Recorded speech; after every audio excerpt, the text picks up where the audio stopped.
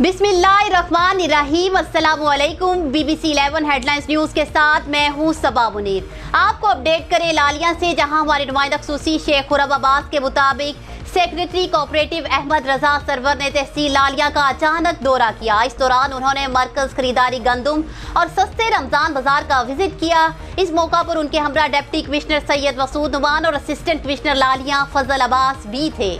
Secretary cooperative ने गंदम खरीदारी मरकज पर इंतजामात का जायजा लिया। गंदम खरीदारी मरकज पर उन्होंने काश्तकारों को दी जाने वाली सहूलियात का जायजा लिया। बाद उन्होंने रमजान बाजार का विजिट करके अशिया की दस्तयाबी, मयार और प्राइस को चेक किया।